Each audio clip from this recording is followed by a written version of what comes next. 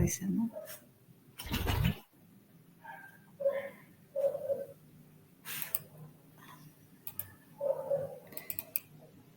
A ver, voy a ir compartiendo la teoría ya.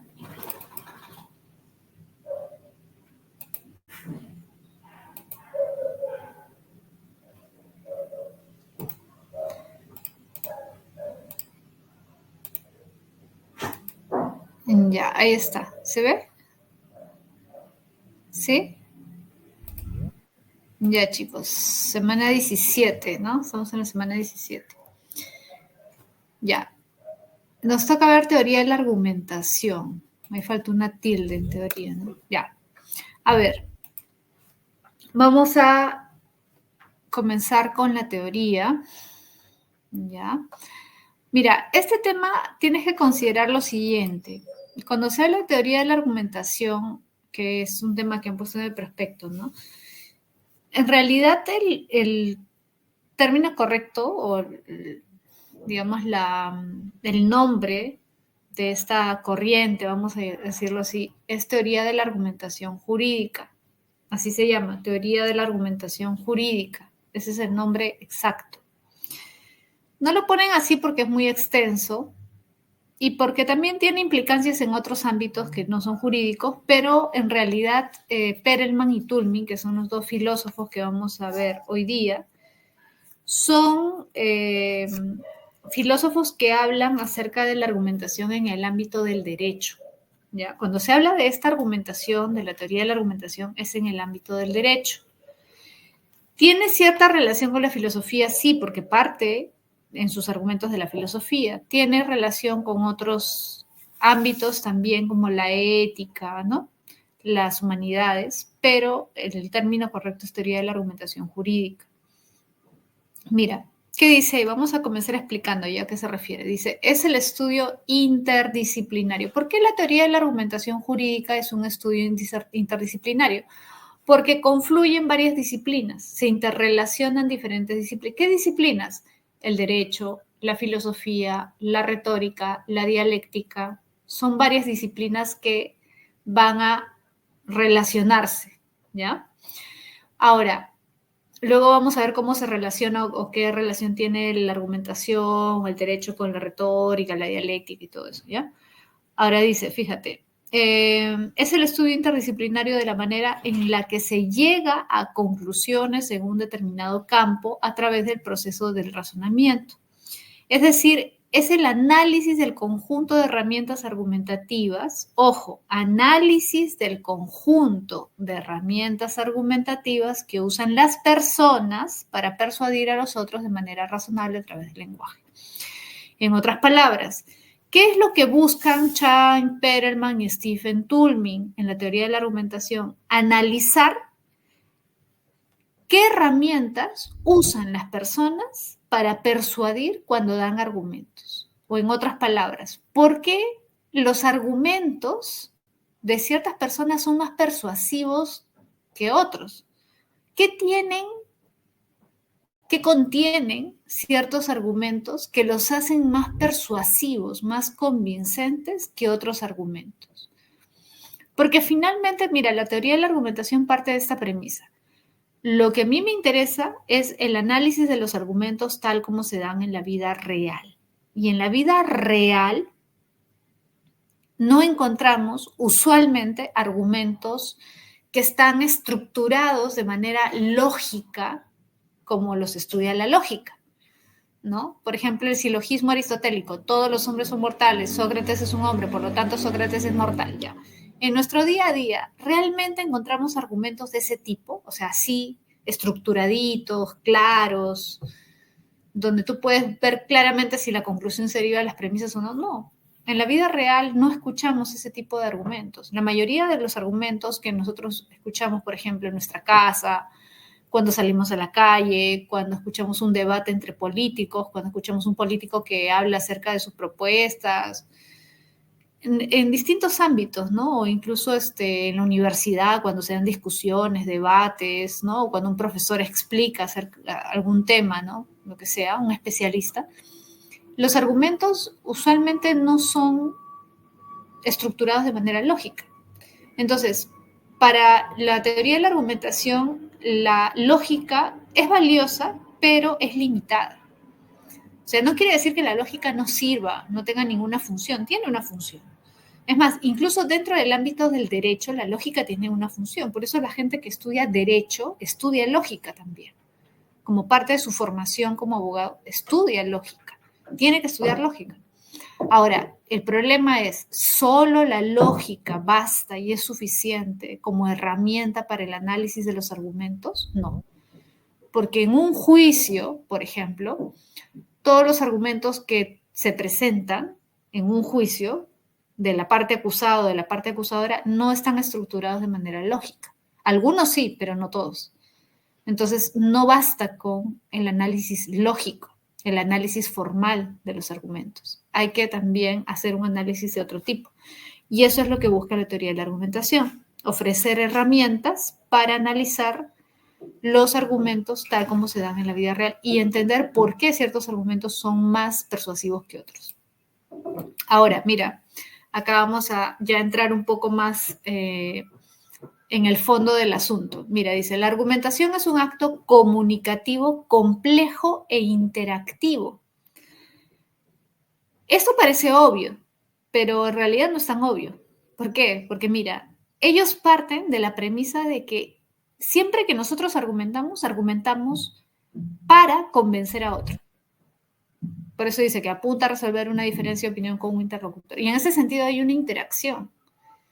Todo argumento busca convencer, persuadir a otro. Y nosotros en realidad encontramos argumentos en todos lados, en diferentes momentos. Por ejemplo, en una clase, en este momento, yo te estoy dando argumentos. Cuando tú no estás seguro de una clave y me preguntas, profesora, ¿por qué no tal? Yo tengo que dar una explicación, tengo que argumentar, ¿no?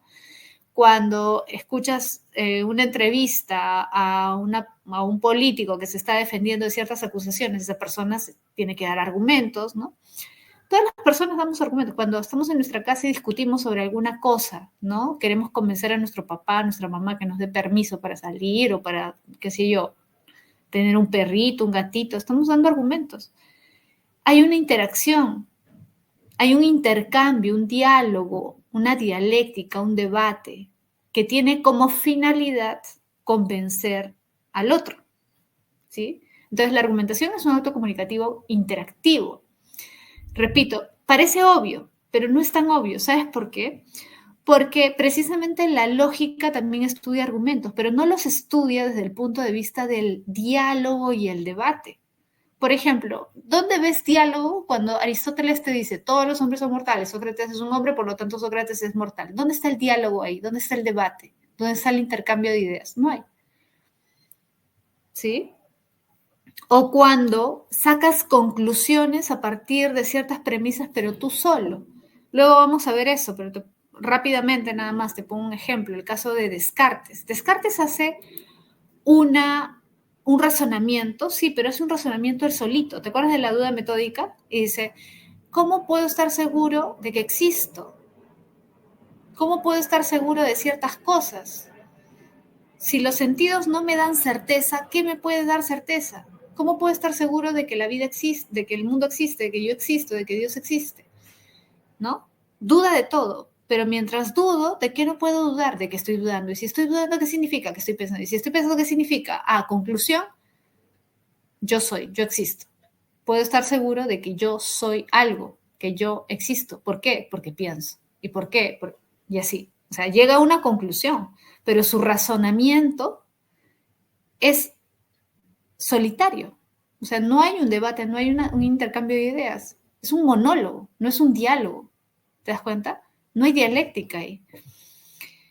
Entonces, no necesariamente es tan obvio que la argumentación es interactiva. Para la teoría de la argumentación, para Perelman y Turing, es obvio que es interactiva. Toda argumentación requiere una interacción, pero en ciertos casos se analizan los argumentos no desde la perspectiva del debate y la interacción, sino desde una perspectiva aislada, como la lógica.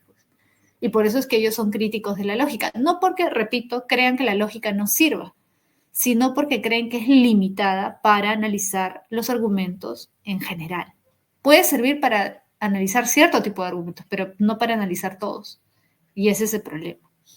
Entonces, ¿por qué es importante la teoría de la argumentación, fíjate donde dice importancia, dice, es una actividad que va más allá de la lógica formal. Claro, eso es digamos, lo valioso de la teoría de la argumentación, que no se basta con la lógica formal para el análisis de los argumentos, sino que busca otras herramientas para realizar el análisis de los argumentos. Por eso dice, merece y requiere su propio programa de investigación. Ellos desarrollan sus propias herramientas para el análisis de argumentos que no son herramientas lógicas, son de otro tipo.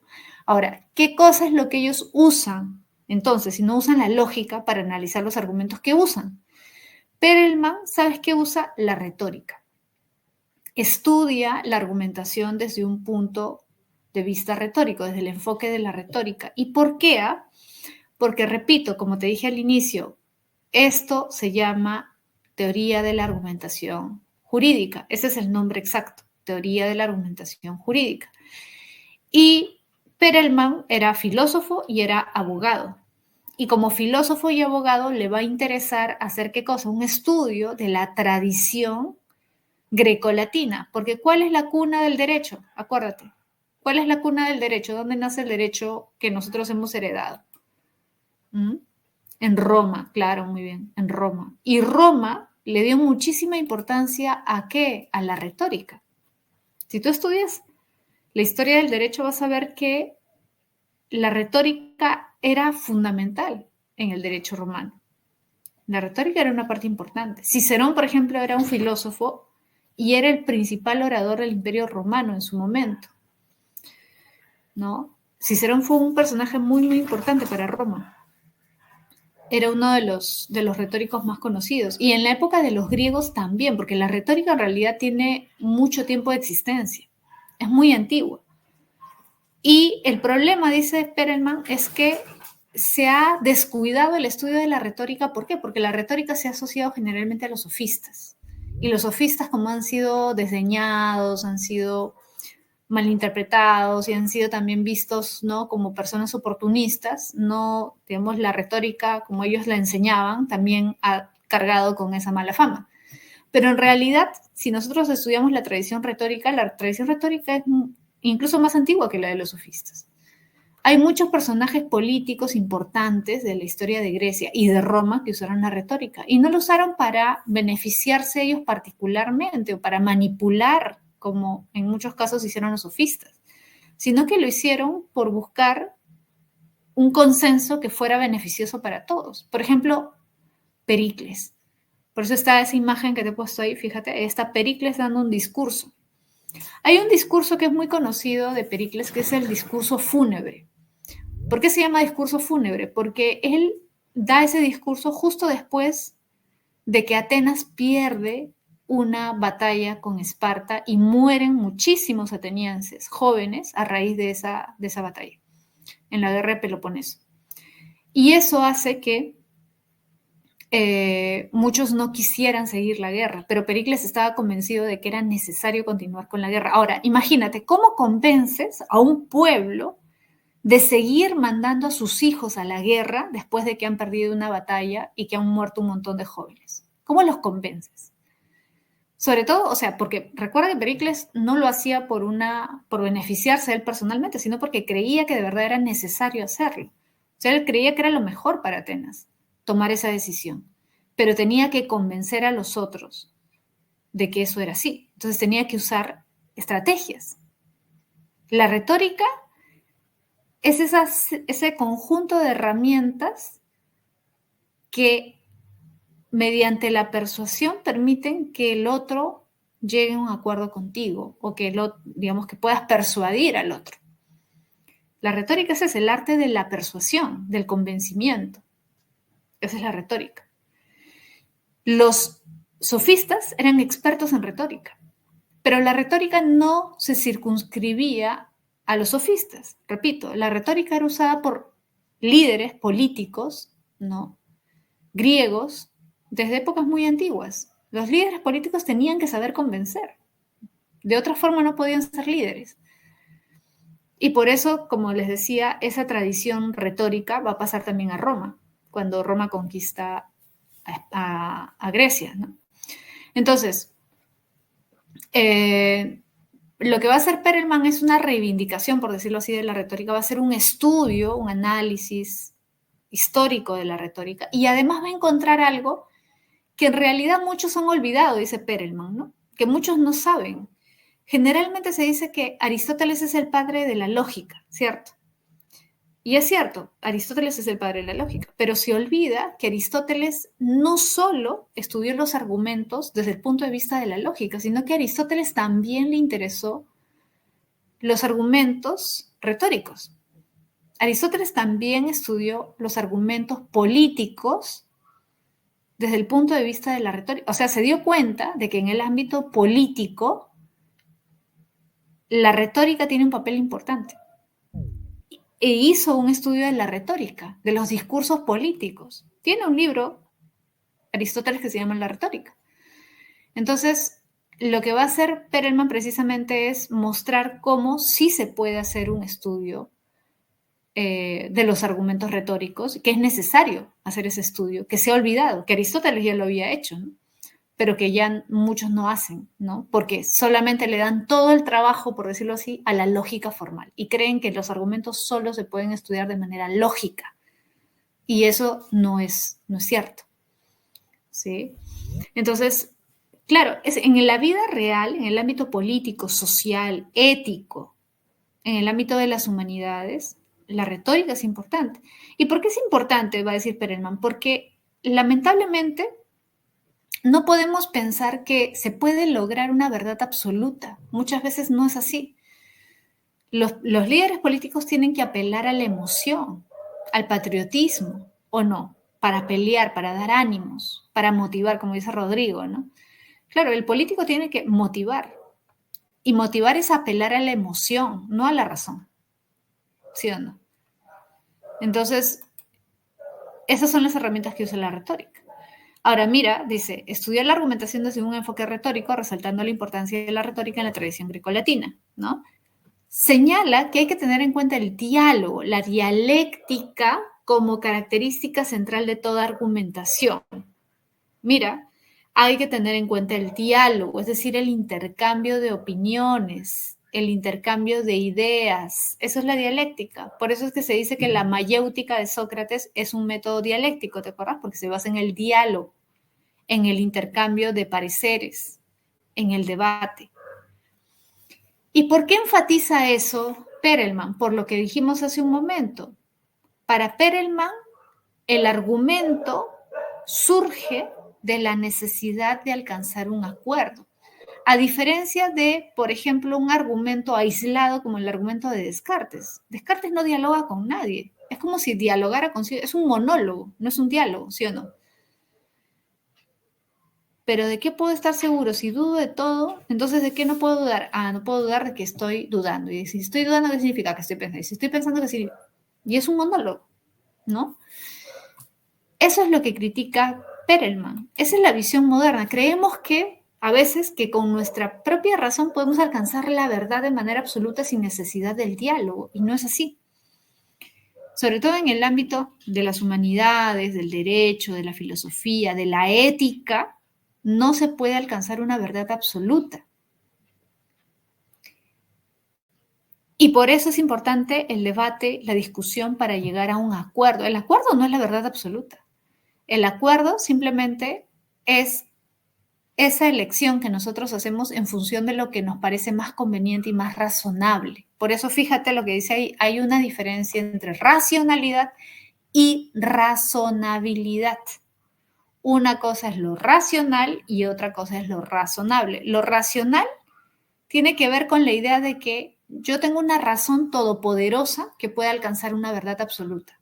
Como Descartes, pues, ¿no? Que es racionalista y cree que con su razón es posible alcanzar, ¿no? Que él puede alcanzar verdades claras y distintas, ¿te acuerdas? Verdades incuestionables. Esa es la idea de razón, ¿no? De racionalismo. Pero Perelman va a decir, en el ámbito de la vida cotidiana, de la vida que tiene que ver con discusiones éticas, etcétera, no se puede alcanzar verdades incuestionables. Por ejemplo, el tema del aborto, de la eutanasia. No podemos pretender alcanzar una verdad absoluta en esos ámbitos porque es imposible. son ámbitos donde se requiere el debate, la discusión y se requiere llegar a acuerdos. Ya, ¿en qué casos sí, en qué casos no? ¿Por qué en este sí? Y se tiene que discutir, se tiene que debatir.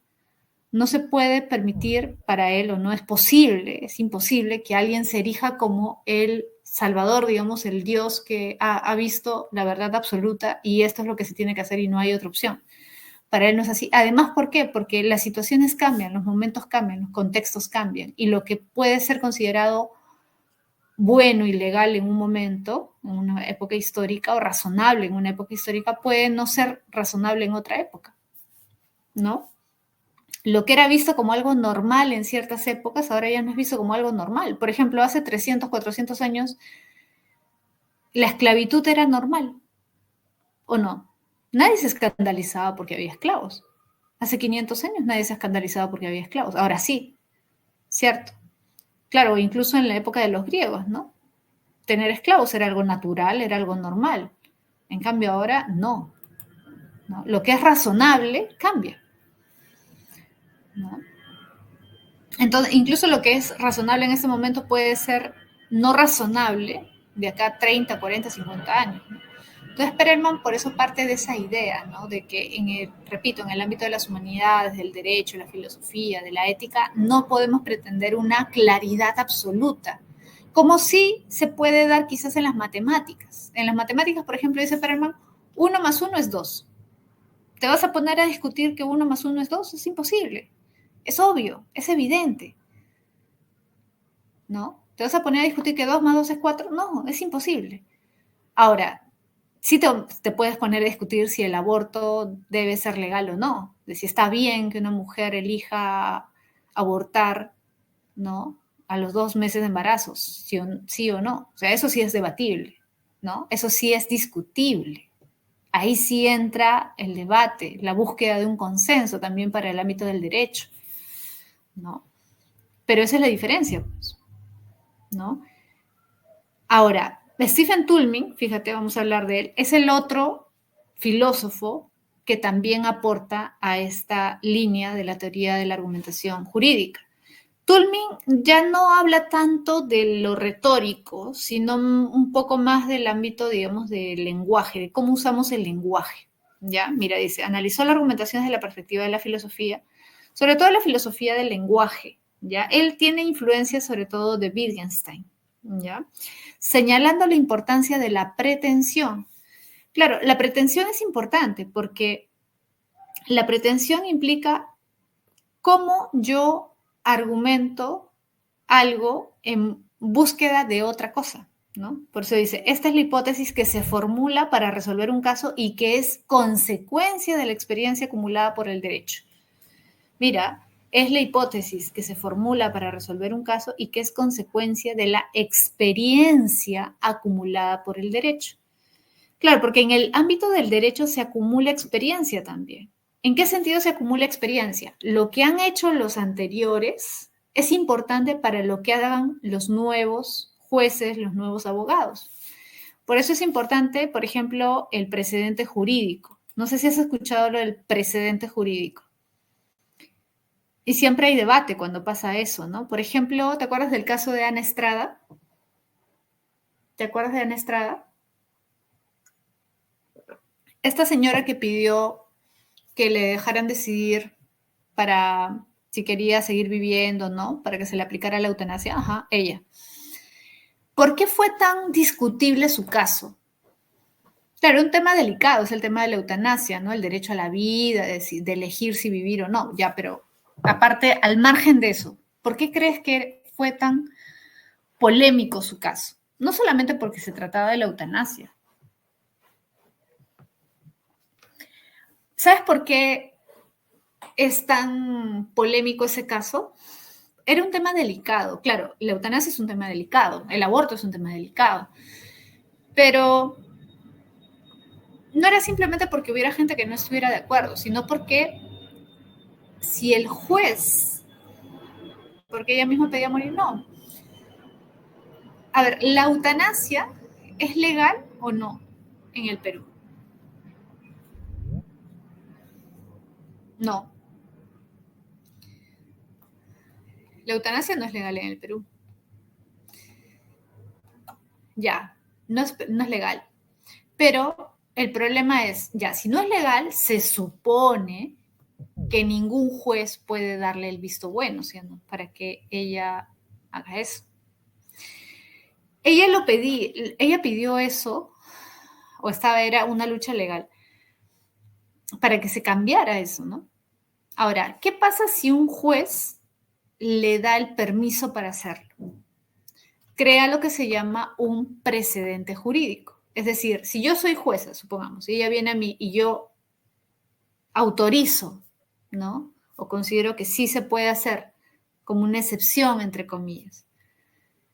Eso que yo hago como juez va a crear un precedente para futuros casos. Entonces, si se le da permiso a la siguiente persona que vaya, claro, lo va a querer hacer también, lo que dice Lucerito.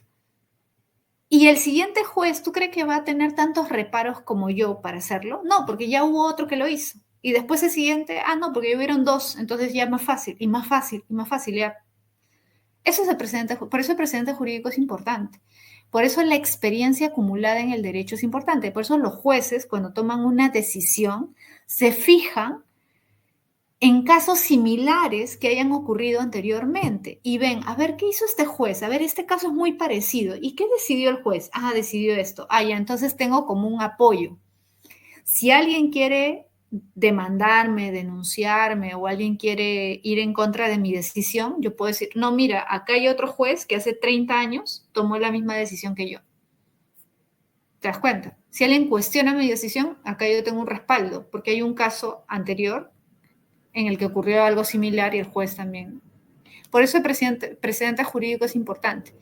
Eso es la experiencia acumulada. En el derecho también, ojo, fíjate en esto, es importante. En el derecho no solamente cuenta la ley, como muchos creen.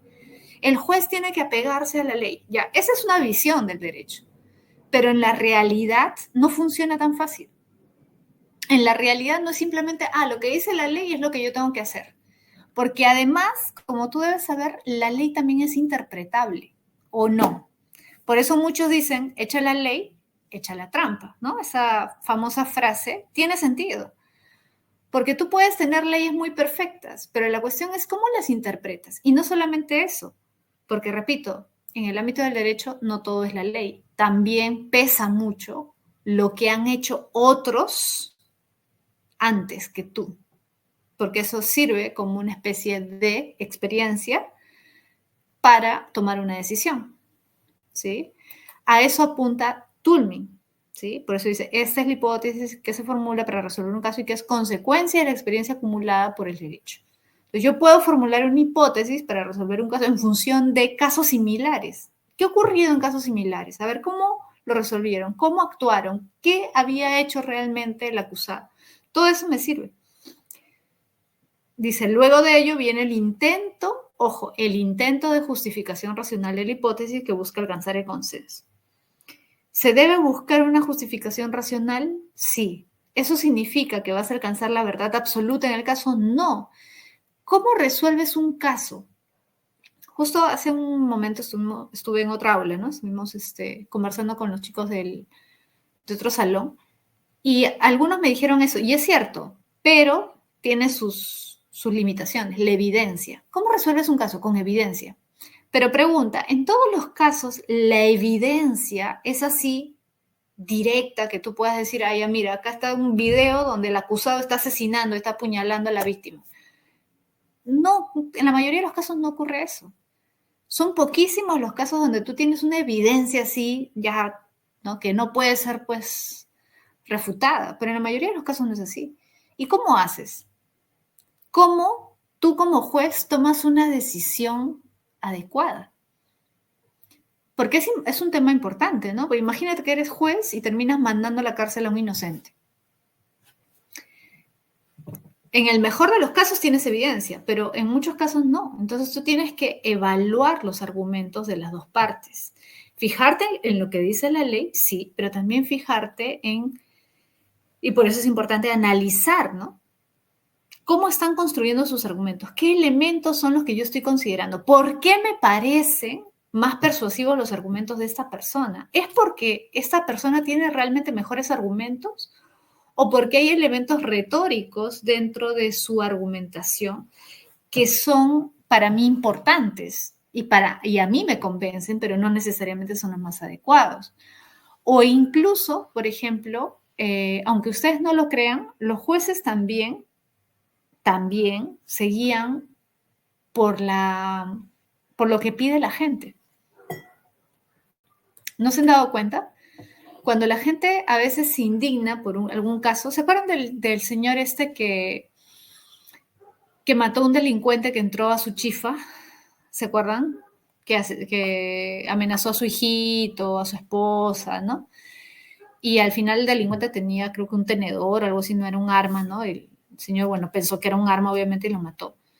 Y la gente se indignó, se molestó. Los jueces, aunque ustedes no crean, también ven qué es lo que pide la gente, ¿no? Eso también pesa en su decisión, al menos preliminarmente, ¿no?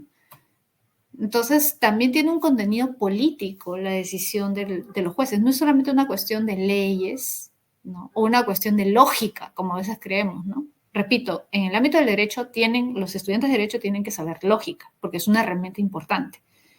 Por ejemplo, no puedes recurrir pues, a falacias en un argumento jurídico, en un juicio. Evidentemente, el juez se va a dar cuenta rápidamente, ¿no? Que estás recurriendo a falacias. Pero hay otros elementos que no son analizables desde el punto de vista de la lógica, ¿no? Que también intervienen.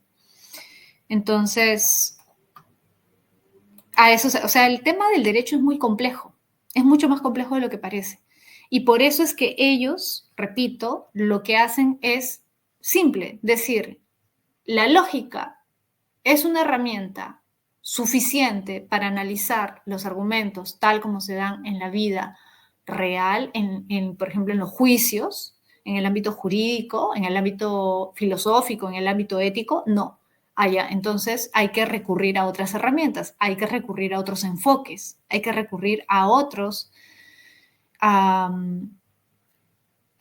formas de análisis de argumentos, que no sean solamente la lógica. Y ahí es cuando ellos crean su propio enfoque, que es el enfoque pragmático de la teoría de la argumentación.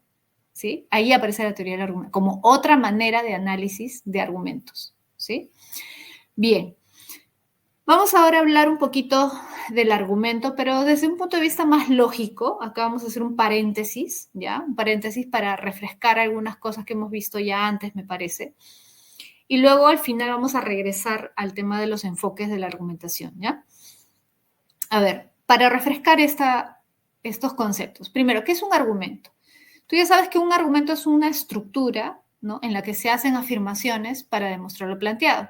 Un argumento básico dentro del ámbito de la lógica tiene premisas y conclusión, ¿sí o no? Premisas, acuérdate el ejemplo más fácil que no te puedes olvidar, el silogismo. ¿Te acuerdas del silogismo?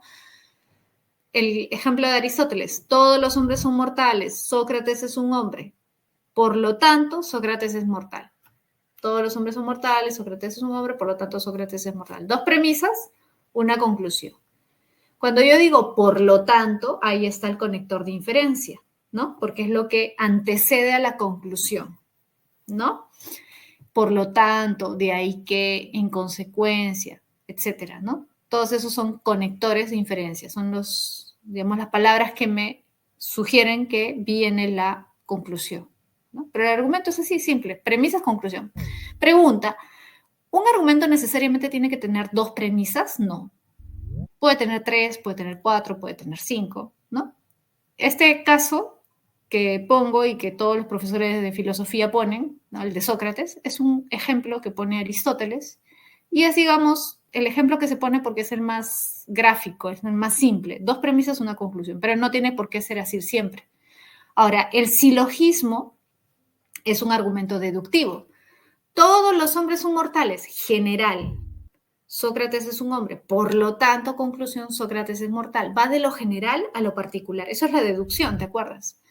Todos los cisnes son blancos. Pepito es un cisne. Ah, por lo tanto, Pepito tiene que ser blanco. No, supongamos, si todos los cisnes son blancos. Todos los abogados son inteligentes. Juliana es abogada. Ah, ya, entonces Juliana es inteligente, ¿no? Argumento deductivo. Primera premisa, se le llama premisa mayor porque es la general, todos. Luego pones el caso de una persona particular, ¿no? Por ejemplo, Sócrates, ¿no? Es un hombre. Conclusión, Sócrates es mortal. Al final, la conclusión es particular. Va de lo general a lo particular. Ese es razonamiento deductivo, ¿no? Deductivo. Recuerda, el silogismo siempre es deductivo. Siempre. ¿Quién estudió el silogismo? Por primera vez, Aristóteles. A Aristóteles le interesa básicamente el silogismo. No le interesó mucho el argumento inductivo. ¿Por qué? Porque en el argumento inductivo no alcanzas la verdad. Por medio de la inducción no se alcanza la verdad. Y a Aristóteles le interesaba alcanzar la verdad. Por eso es que él parte de razonamientos silogísticos, que son razonamientos deductivos. ¿Ya? Entonces,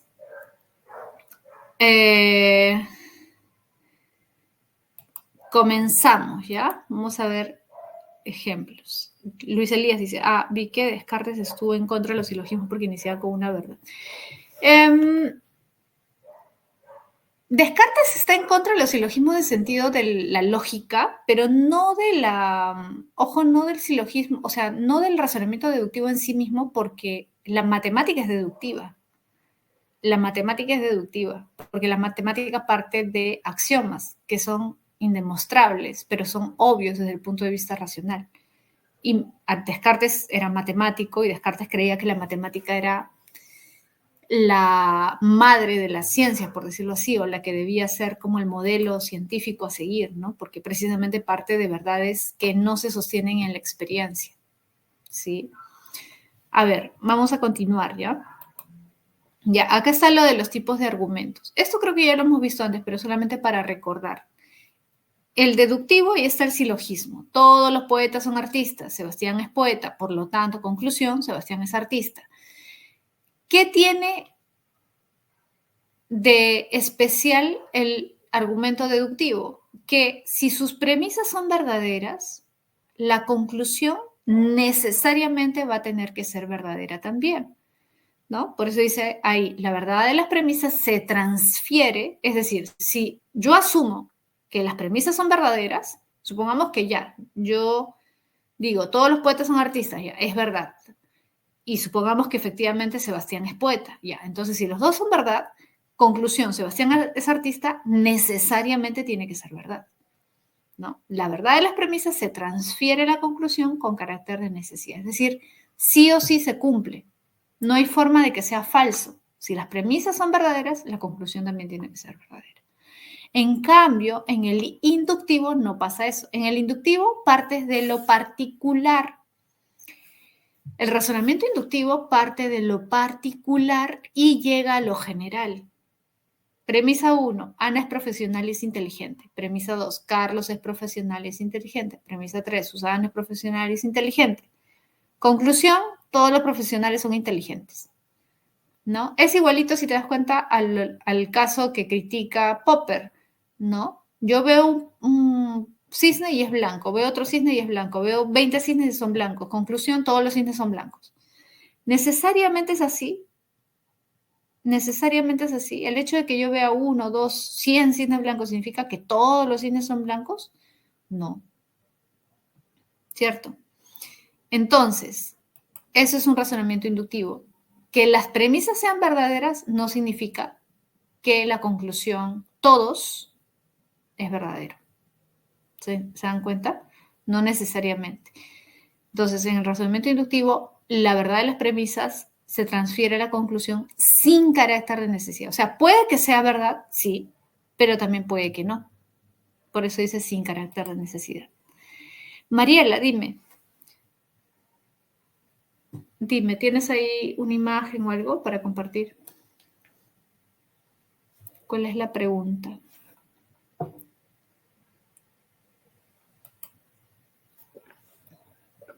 Ya, voy pasando acá al entimema, ¿ya? Ya, a ver. Relaciona los silogismos presentados con el tipo de argumento al que corresponda. Ya, todos los animales son mortales, el gato es animal, por lo tanto, el gato es mortal. Ya, todos los peruanos comen bastante, si Juan es peruano, él debe comer bastante. El puma es un felino y es peligroso. Claro, ahí está fácil. Fíjense. Todos los animales son mortales. El gato es un animal, por lo tanto el gato es mortal. ¿Eso qué cosa es? Al toque, silogismo. Eso es como Sócrates. Sócrates, todos los hombres son mortales. Sócrates es un hombre, por lo tanto Sócrates es mortal. Eso que es un silogismo. Y todo silogismo es deductivo. 1, barco. ¿No? 1B. ¿Sí? 2, todos los peruanos comen bastante. Si Juan es peruano, él debe comer bastante. Ya, supongamos que no sabes. Ahí esa es analogía, porque estás comparando, ¿no? Estás haciendo una analogía entre todos, el grupo y Juan. Pero supongamos que te hace dudar. La 3, el puma es un felino y es peligroso. El león es un felino y es peligroso. El gato es un felino y es peligroso, ¿no? El guepardo es un felino y es peligroso. Entonces, los felinos son peligrosos. Particular, general. ¿Eso qué es? Inducción. ¿Sí o no? Entonces, la 2 definitivamente tiene que ser analogía, no hay de otra. Entonces, es 1B, 2A, ¿no? 1B, 2A y 3C. O sea, la A. ¿Sí? ¿Sí? La clave es la A. Es analogía porque se está... A ver, ratito.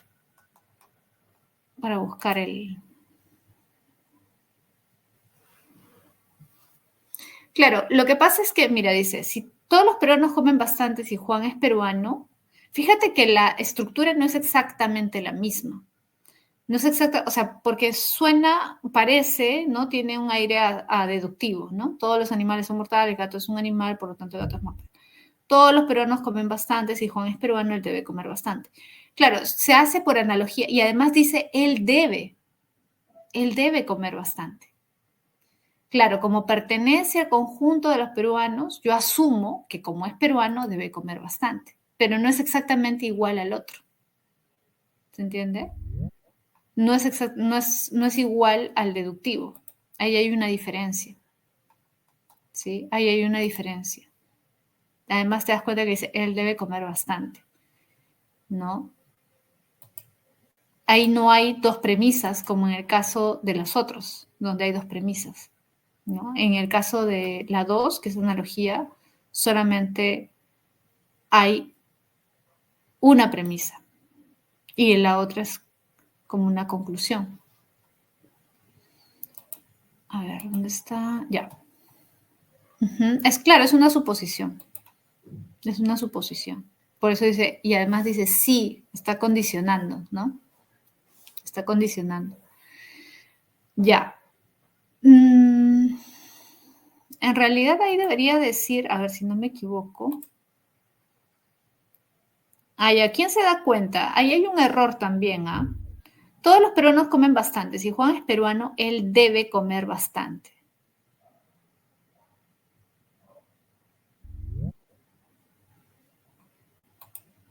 Tus clases de lenguaje. Acuérdate de tus clases de lenguaje. Claro, lo que está mal es el debe. No debe decir debe decir debe de. ¿No? Debe de. ¿Eso te enseñan el lenguaje o no? Debe es deber. Debe de es suposición. ¿Sí o no? Pregúntale a tu profesor de lenguaje o profesora de lenguaje. Debe es deber. Debe de es suposición. A ver. Kiara. Sí, envíala. ¿Ya? Mientras voy explicando el entimema. ¿Ya? Voy explicando el entimema. Dice, el entimema, fíjate, es un razonamiento en el que no es explícita alguna premisa o la conclusión. ¿Ya? ¿Qué quiere decir que no es explícito? Quiere decir que está implícito porque parece obvio. A veces nosotros hablamos creyendo que el otro asume las mismas premisas que nosotros, pero no necesariamente todos parten de las mismas premisas. ¿No? Por eso dice, cuando falta alguna premisa, el razonamiento es inválido. Sin embargo, cuando se muestra la premisa implícita, el razonamiento pasa a ser válido. Por ejemplo, mira, Sandra es de izquierda, por tanto, Sandra es atea, ¿no? Sandra es de izquierda, por tanto, es atea.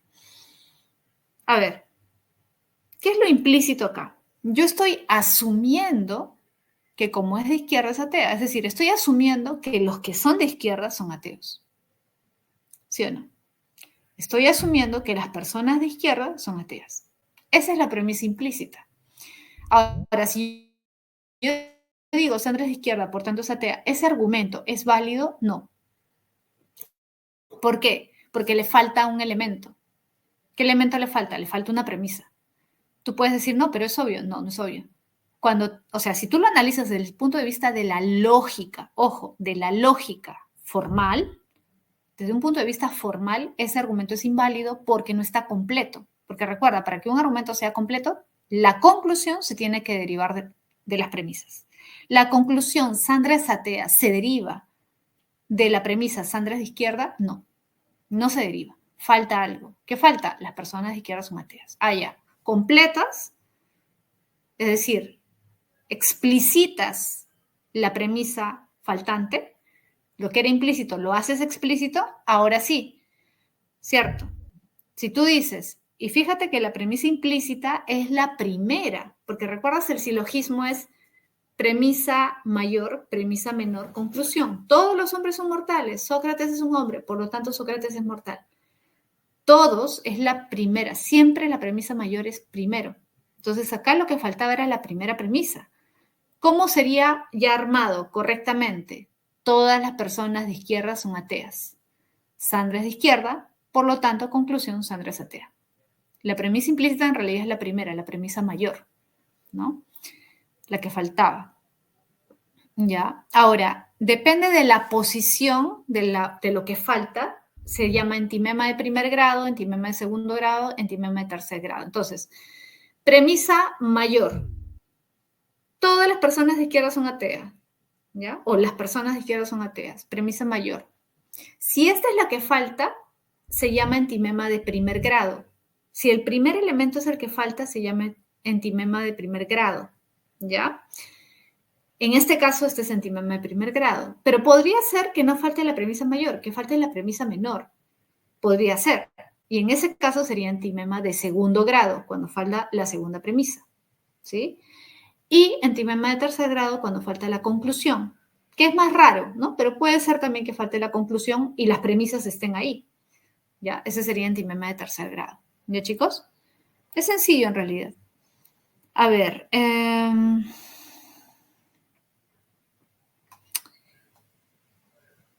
Ashley dice, Miss, pero en ese ejemplo no se estaría dando un caso inductivo porque se está yendo de particular a general.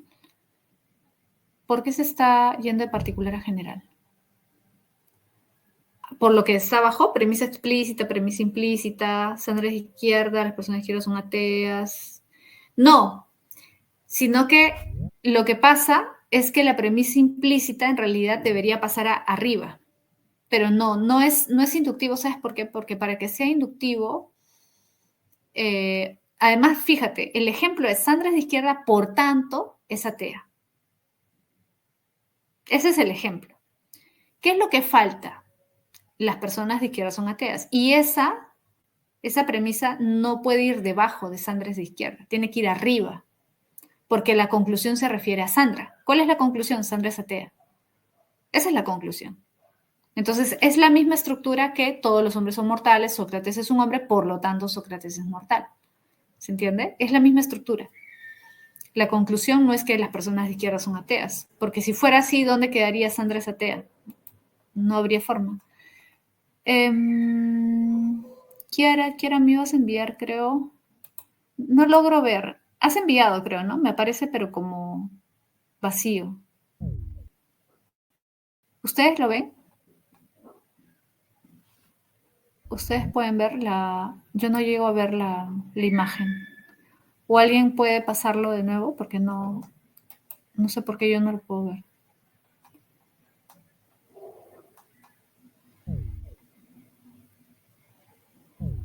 Actualizo, ya.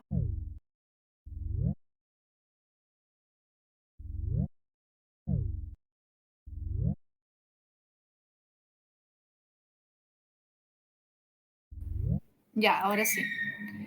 A ver, dice, entre quienes rechazan la existencia de calentamiento global, hay quienes presentan como argumento que se han registrado otros periodos en los cuales la Tierra se calentó, por lo cual sería un fenómeno natural. No obstante, hay quienes afirman que esas etapas se vinculan a motivos sumamente particulares, como agitaciones de la órbita terrestre o la influencia solar. Cuestiones incompatibles con lo que producen los gases de efecto invernadero que el ser humano con sus actividades cotidianas emite en la atmósfera. Lo anterior es un ejemplo de, ya, argumento antimema, eso es contraargumentación. Claro, porque se presentan dos argumentos distintos, ¿no? Primero los que rechazan calentamiento global y luego los que critican a aquellos que rechazan el calentamiento global, pero lo critican dando un argumento en contra, es decir, se sirven del argumento, ¿no? Pero para criticarlo, ¿no? O sea, plantean cuestiones en contra de el argumento dado por quienes rechazan el calentamiento global. Sería contraargumentación. ¿Ya?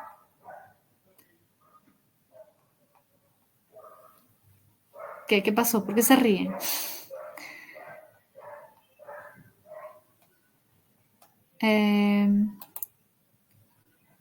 ¿Ese era? ¿O hay otro? Así era ese, ¿no? Ya, a ver. Vamos a argumentación en la investigación científica, ¿ya?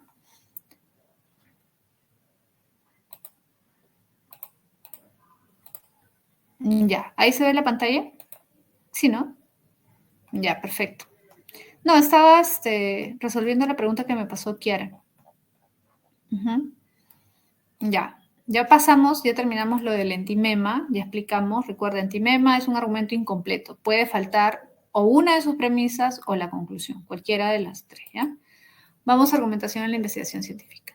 Mira, esta parte en realidad es bien sencilla porque simplemente lo que te mencionan ahí es qué características tiene la argumentación en la investigación científica. ¿Por qué? En realidad la argumentación es una herramienta que todos usamos.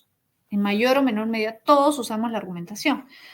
Pero en el ámbito de la ciencia, la argumentación tiene que seguir ciertas pautas. O sea, evidentemente un científico no argumenta como una persona común y corriente, porque tiene que seguir ciertos parámetros al momento de argumentar. Por ejemplo, cuando hace una investigación, tiene que su investigación estar respaldada en evidencia, ¿no? Si no, no se le considera científico, ¿sí o no? Esto tiene que ver con lo que ya hemos visto un poco en características de la ciencia, ¿no? En epistemología. Hay una relación ahí. Pero bueno, son tres las características de la argumentación en la investigación científica. Primero, la argumentación científica tiene que basarse en evidencia empírica o al menos, fíjate, debe ser posible verificarla, falsarla o debilitarla por dicha evidencia. Recuerda, no todo lo que se plantea en la ciencia tiene respaldo empírico directo. ¿Te acuerdas que hablamos de eso hace tiempo? Y te comentaba el caso de Einstein, por ejemplo. Einstein no plantea todo lo que plantea porque lo observó, porque él era un físico teórico. Ahora, ¿por qué se valoró como científico su trabajo? Porque si bien no todo lo que él planteó era observable directamente, o él lo había observado directamente, sí podía ser refutado con el tiempo. Sí podían darse experimentos para ver, para validarlo, digamos, ¿no? Verificarlo, o en todo caso falsar, ¿no? Y de hecho, con el paso del tiempo, poco a poco se fueron verificando algunas de las cosas que él planteó, ¿no? ¿Cierto? Pero eso es algo característico de la ciencia. O sea, el hecho de que no se pueda en el momento exacto estar respaldado por evidencia empírica no quiere decir que no se pueda en el futuro, ¿no? O que otros no puedan falsar o verificar un postulado científico. Ahora, aparte de eso, ¿qué también es importante cuando tú argumentas, cuando tú presentas, por ejemplo, una investigación, un artículo científico? Tienes que ser capaz de explicar algún fenómeno, ¿no? Para eso sirve la ciencia, para explicar fenómenos, tanto naturales como sociales, porque recuerda que también se habla de las ciencias sociales, ¿no? Por ejemplo, la historia, la sociología, también tiene que buscar explicar algún tipo de fenómeno. Todos los fenómenos no son naturales, también hay fenómenos sociales. Pero todos tienen en común que buscan explicar. Ese es el meollo de la ciencia, buscar explicar un fenómeno, ¿no? Y tres, fíjate, debe ceñirse a ciertas normas desarrolladas por la comunidad científica. Ese tema de la comunidad científica, recuerda que es importante, ¿ah? En epistemología también. ¿Quién habla de comunidad científica? Kuhn. ¿Te acuerdas? Thomas Kuhn, el de las revoluciones científicas, el que habla de los paradigmas. para él la comunidad científica es relevante. ¿Por qué? Porque a diferencia de la ciencia, digamos, antigua, donde el científico sí trabajaba de manera más aislada y por eso eran muchos de ellos genios, personas que realizaban sus investigaciones y en parte por eso la ciencia antigua, si bien tuvo muchos progresos, no llegó a despegar tanto como la ciencia moderna. En cierta medida es porque ellos trabajaban de forma aislada, ¿no? Individual. En cambio, en la actualidad, la ciencia moderna se caracteriza por trabajar en comunidad. Es decir, si tú eres un químico, un físico, un biólogo o lo que sea, un médico, tú no estás aislado de los demás científicos con los que compartes la profesión. Al contrario, están constantemente compartiendo información, compartiendo sus investigaciones, sus descubrimientos. Eso es importante. Ahora, para que tú compartas tu información, tienes que seguir los parámetros que siguen los demás. O sea, no puedes crearte tus propios parámetros de investigación, ¿no? Sería absurdo. Es decir, todos tienen que compartir más o menos los mismos criterios y normas al momento de desarrollar su investigación. Por eso dice, por ejemplo, usar muestreo aleatorio en las investigaciones que contienen encuestas en lugar de anécdotas personales como evidencia empírica. Claro, sería absurdo pues que yo me base en mis anécdotas para hacer una investigación científica, no tendría sentido. Yo tengo que seguir ciertas normas, ciertas pautas de investigación, ¿no? A eso se refiere. ¿Ya? Ya, y terminamos con los enfoques de razonamiento. Mira, acá vamos a ver los 3 enfoques de razonamiento: formal, material y pragmático. Formal, concibe el razonamiento como un... Ya, antes de explicar cada uno, a ver, para aclarar y cerrar con este tema, ¿ya? Para que quede claro. Estos 3 enfoques son 3 enfoques dentro del ámbito del derecho. Repito, estos 3 enfoques son 3 enfoques que se discuten dentro del ámbito del derecho. A ver, imagínate que eres abogado, ¿ya? Imagínate que eres abogado, que tienes varios colegas abogados. Algunos, dentro del ámbito del derecho, se inclinan por un enfoque formal. Otros se inclinan por un enfoque material y otros se inclinan por un enfoque pragmático, ¿sí? ¿Cuál es el más tradicional? El enfoque formal, porque es el más antiguo, ¿ya? Luego el enfoque material y luego los que son menos, el enfoque pragmático, porque es el más reciente, ¿ya? El enfoque de la teoría de la argumentación es el enfoque pragmático. Eso se comienza a desarrollar en la década de los años 60, 70, o sea, tiene poco tiempo relativamente. Ahora, hay algunos que consideran que hay que juntar estos 3 enfoques, es decir, que no es necesario renunciar a los demás, ¿no? Sino que más bien hay que usar los 3. Que en ciertos aspectos la lógica aporta, ¿no? Se puede analizar de manera formal los argumentos y es valioso hacerlo, pero que también es necesario analizar un argumento desde el punto de vista material y también es necesario hacerlo desde el punto de vista formal, ¿sí? Entonces algunos se inclinan por uno, por otro y otros quieren de alguna forma unir los 3 o creen que es importante unir los 3, ¿ya? Pero repito, esto es dentro del ámbito jurídico. Ahora, vamos a explicar el enfoque formal. El enfoque formal es el enfoque de la lógica. Es la lógica. ¿Cómo concibe la lógica el argumento? O sea, cuando tú analizas lógicamente un argumento, ¿importa el contenido? No, no importa el contenido. ¿Te acuerdas? Yo puedo decir, todas las vacas son rosadas, ¿no? O todas las vacas son, a poner algo más extraño, todas las vacas son reptiles, todos los reptiles son alegres, por lo tanto, todas las vacas son alegres, ¿ya? ¿Ese razonamiento es válido? Sí. Desde el punto de vista de la lógica, sí. No importa que sea falso lo que estoy diciendo, es válido, porque lo que importa es la forma, no importa el contenido. En lógica no analices el contenido, no importa el contenido. Lo que importa es la forma. ¿Te acuerdas? Un argumento es válido lógicamente si su conclusión se deriva de sus premisas, ¿cierto? Si la conclusión se deriva de las premisas, el argumento es válido. Así de simple. No importa lo que esté diciendo. No importa. ¿Sí? Por eso, ¿te acuerdas? Está la diferencia entre verdad y validez. ¿Te acuerdas? Una cosa es la verdad y otra cosa es validez. ¿Sí? ¿Las vacas son reptiles? ¿Es verdad? No, no es verdad. ¿Eso le importa a la lógica? No, no le importa, porque la lógica estudia la forma del argumento. Si yo digo, las vacas son reptiles, los reptiles son alegres, por lo tanto las vacas son alegres, es válido desde el punto de vista de la lógica, porque no le presta atención al contenido. Por eso es que la lógica se puede dar el lujo, por decirlo así, de hacer esto que tú estás viendo ahí en el ejemplo. P entonces Q, P, por lo tanto, Q. ¿No? Eso que está en verde, P, entonces Q, primera premisa, segunda premisa, P, conclusión, Q. ¿Qué cosa es P? ¿Qué cosa es Q? No sé. Y tampoco me importa. Eso te dice la lógica. No sé, ni importa. Sea lo que sea, si yo sé las reglas de la lógica, yo voy a poder saber si ese razonamiento es válido. El razonamiento es válido siempre y cuando siga las reglas lógicas. Y punto. ¿Sí? Entonces, cuando tú estudias lógica proposicional, por ejemplo, tú creo que haces ejercicio de eso en aritmética, ¿no? De lógica proposicional. Ahí te darás cuenta que no importa. Nunca sabes qué cosa significa P, Q, R, S, no sé. No importa. ¿No? Lo importante es que sigas las leyes lógicas. Nada más.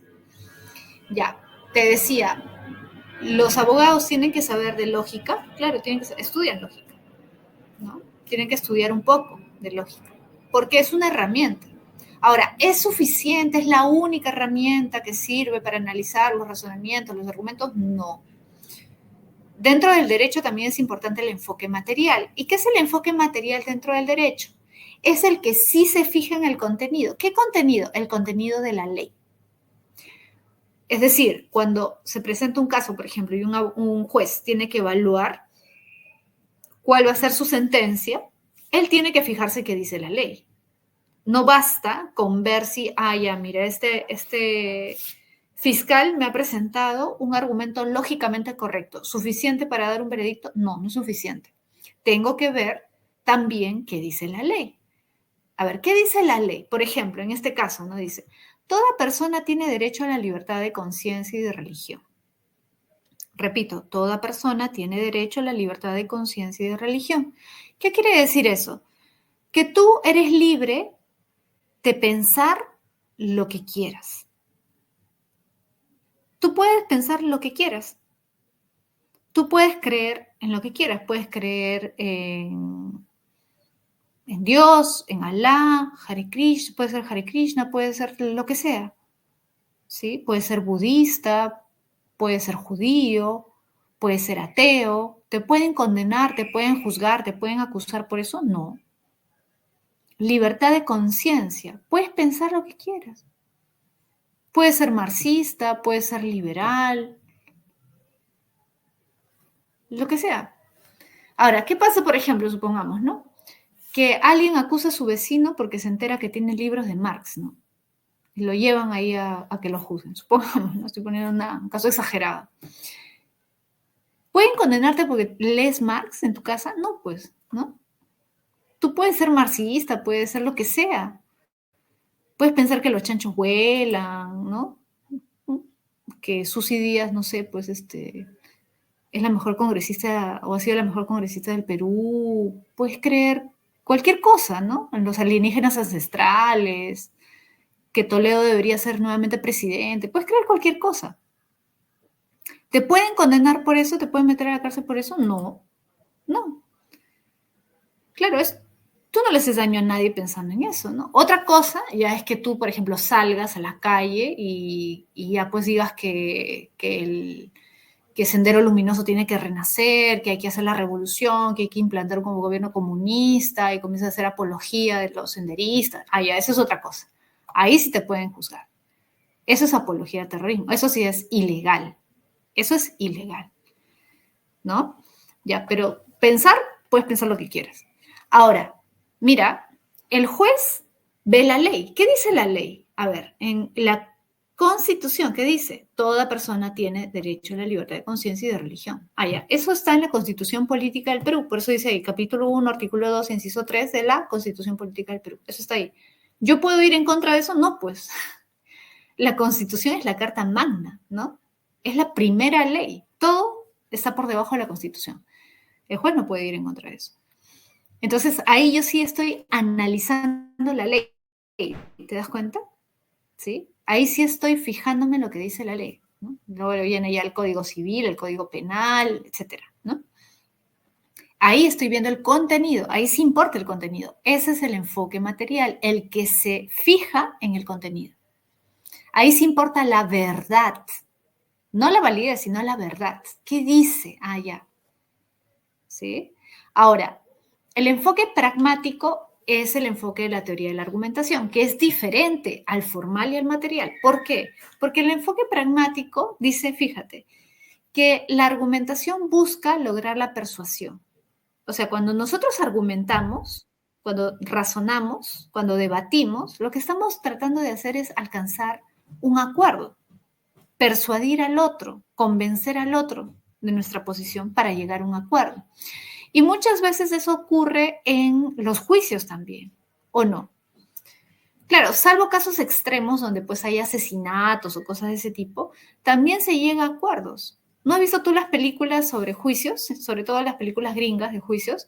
Son interesantes, ¿no? Porque se nota cómo se están ahí negociando cosas, ¿no? Ya, mi defendido, supongamos que yo soy abogado de la parte acusada, ya. Mi defendido va a colaborar con esto, pero tienen que reducir su pena, supongamos.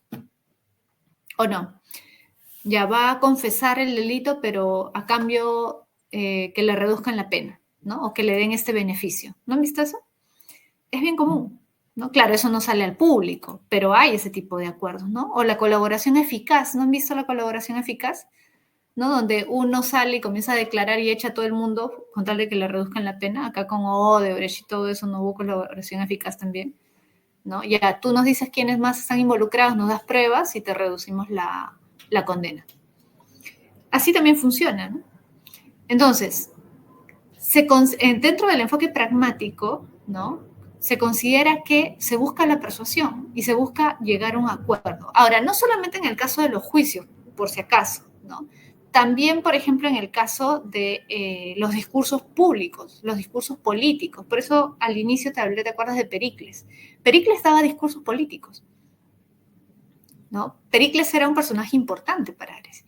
Y él tenía que convencer, llegar a acuerdos con su pueblo, no con la retórica, pero no porque buscara un beneficio personal, no para manipular, sino porque creía que era la mejor decisión. Entonces tenía que ser persuasivo, ¿no? Tenía que apelar al amor a la patria y una serie de cosas, ¿no? Eso es retórica, ¿no?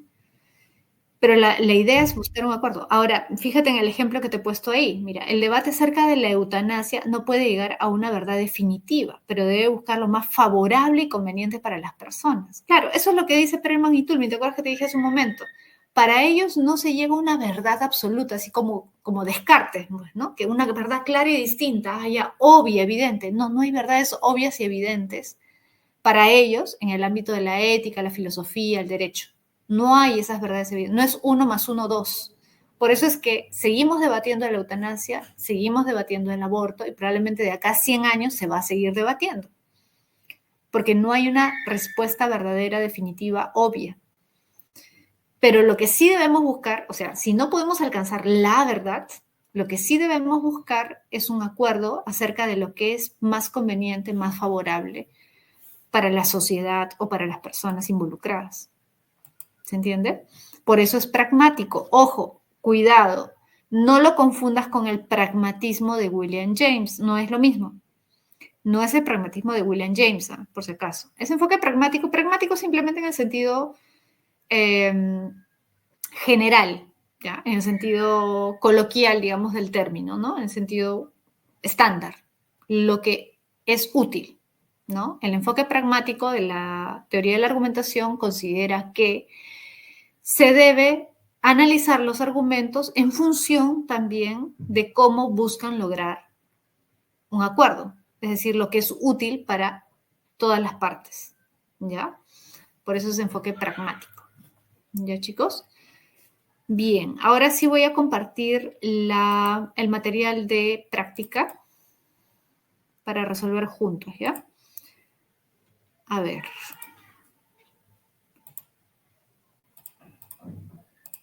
Ya, ahí pueden ver.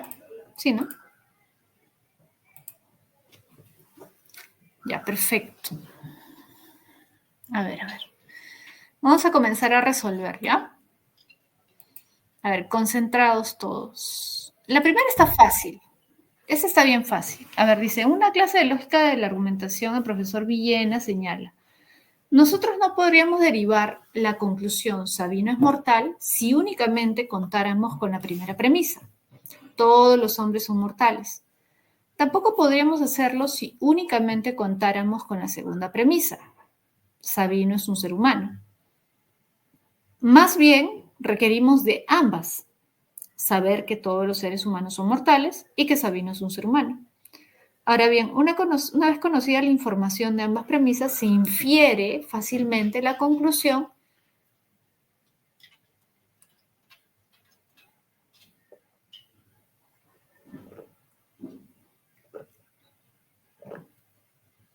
A ver, acá te ponen las dos premisas. Todos los seres humanos son mortales. Sabino es un ser humano, por lo tanto, Sabino es mortal. Claro, la B. Ajá. Barco. Barco, muy bien. 1, barco. 2, Aristóteles fue uno de los primeros en descubrir la existencia de una lógica argumentativa de naturaleza inductiva en los discursos sociales. Ojo, Aristóteles fue uno de los primeros en descubrir la existencia de una lógica argumentativa de naturaleza inductiva en los discursos sociales. Acuérdate de Pericles. Diferente a la silogística. La lógica silogística es la lógica tradicional, la lógica que estudió Aristóteles. Acuérdate, todos los hombres son mortales, Sócrates es un hombre, por lo tanto Sócrates es mortal. El silogismo es deductivo. Para Aristóteles solo el argumento deductivo nos puede llevar a la verdad, porque recuerda, si las premisas son verdaderas, la conclusión es verdadera. ¿Te acuerdas del silogismo, no? Un argumento deductivo, si mis dos premisas son verdaderas, mi conclusión también va a ser verdadera. Eso es lo que estudia Aristóteles en la lógica. Ahora, acá te está mencionando que él descubre que hay una lógica diferente a la silogística, que más bien es inductiva, y eso lo notamos ¿dónde? En los discursos sociales. ¿Ya? Entonces dice, diferente a la silogística y valorada en la actualidad en función de parámetros como coherencia y adecuación. Ya, eso se refiere a la teoría de la argumentación, pues, ¿no? Una línea de argumentación inductiva permite inferir a partir de una evidencia particular con el fin de derivar unas conclusiones. Es lo que Aristóteles en su retórica denominó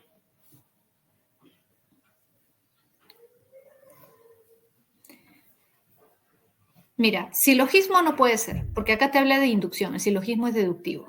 Entimema no puede ser, porque entimema siempre se refiere a la lógica, al punto de vista de la lógica. Ya, ahí ya te di 2 para que descartes. La C no puede ser porque dice el lenguaje formal. Es la de inferencia.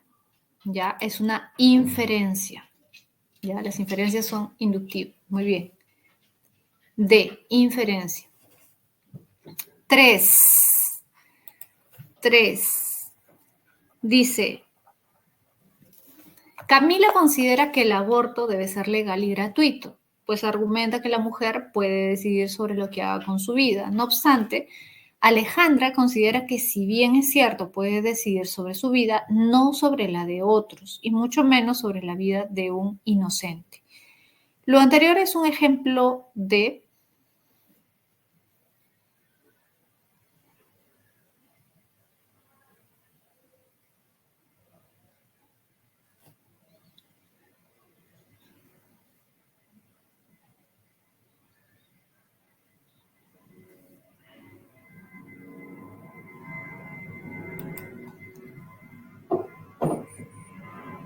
Contraargumentación. Es la D. Contraargumentación. Contraargumentación. ¿Ya? El entimema es el argumento incompleto. Un entimema es un argumento, a ver, voy a ponerle mi cámara para recordarlo, ¿ya? Un entimema es, recuerda que el argumento es una estructura, ¿ya? Imagínate una mesa. Un argumento tiene partes, así como una mesa. Si tú le quitas una pata a una mesa, ya no es mesa. Ya, igual es el argumento. Si tú le quitas un elemento, una parte al argumento, ya no es argumento. Entonces, para que sea un argumento, o ya no es válido en todo caso, ¿no? Para que sea un argumento válido, tiene que estar completo. Un entimema es un argumento inválido porque le falta un elemento. Una premisa o la conclusión, ¿ya?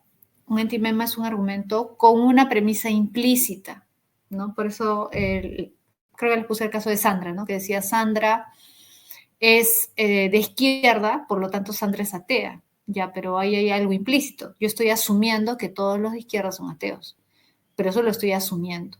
Eso es implícito. Ya, ese argumento, Sandra es de izquierda, por lo tanto Sandra es atea, no es válido.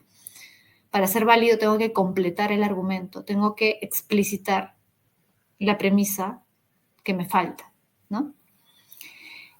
Contraargumentación directa, no hay contraargumentación directa ni indirecta, la contraargumentación es contraargumentación, simplemente, ¿ya? Contraargumentación es contraargumentación, es la D, la 3, ¿ya? Ya. 4. Lorena de la Escuela de Lingüística de la Universidad Nacional Mayor de San Marcos presenta el siguiente razonamiento. Todos los mamíferos son de sangre caliente. Ya, ese está facilísimo. Todos los mamíferos son de sangre caliente. El delfín es un mamífero, por lo tanto, el delfín es un animal de sangre caliente. El ejemplo ofrecido es un argumento, claro, deductivo. ¿Por qué? Porque comienza con una premisa general y llega a una conclusión particular. Muy bien. ¿Y cómo se llama este razonamiento deductivo? Esta forma de razonamiento deductivo clásica, silogismo, ¿ya? Silogismo. ¿Sí? Claro, es la premisa mayor. Mayor. Me refiero a deductivo porque parte de lo general para llegar a lo particular. Se le llama premisa mayor, premisa menor, conclusión. Todos los hombres son mortales, premisa mayor. Sócrates es un hombre, conclusión, Sócrates es mortal, ¿no? En este caso, todos los mamíferos son de sangre caliente, premisa mayor, ¿no? General. El delfín es un mamífero, por lo tanto, el delfín es un animal de sangre caliente, conclusión. Es un silogismo, ¿ya? Ese es el tipo de argumentos que estudia Aristóteles en sus libros de lógica, en sus obras de lógica, ¿ya? Silogismos. Ya, 4 entonces, árbol. 5, ya, acá sí nos vamos a concentrar.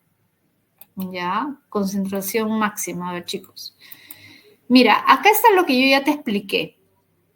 Ya, vamos a repasar esta parte que es importante. Mira, dice, para Perelman, lo racional está esencialmente constituido por las relaciones de necesidad y universalidad lógico-matemáticas.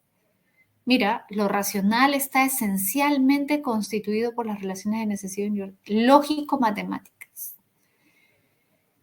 en las que las evidencias a priori, ¿qué significa? Que no requiere de evidencia empírica, que no requiere de la experiencia, que no requiere de los sentidos. ¿A quién te hace recordar?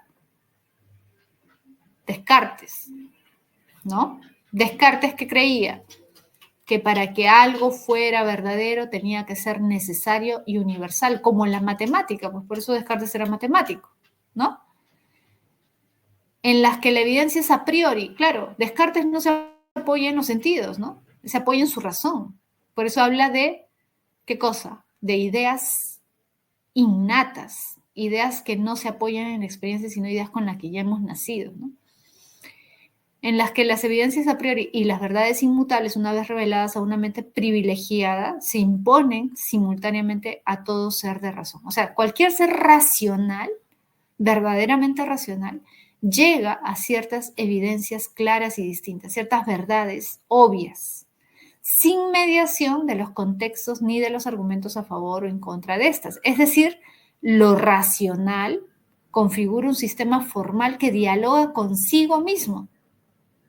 Una suerte de soliloquio, ¿no? Entonces, mira, es bien interesante, ¿eh? Porque, fíjate, ahí te está hablando de lo que hace un rato te dije. En la vida real alguien argumenta así, todos los hombres son mortales, Sócrates es un hombre, por lo tanto Sócrates es mortal.